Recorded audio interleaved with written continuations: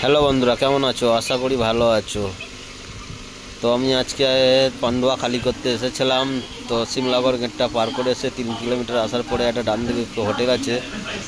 তো হোটেলটা খুব সুন্দর ডেকোরেশন করা আছে। তো আপনারা যদি কোনোদিন আসেন তো এই হোটেলটা একবার খেয়ে দেখবেন।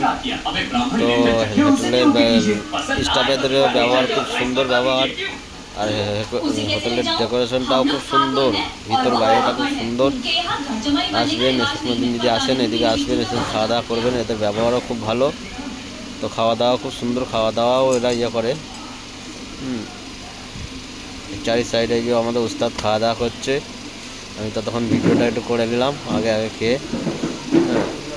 এই যে দেখুন, বাইরে সাইডে মিনার লাগানো আছে, খুব সুন্দর লাগছে চারি সাইডে।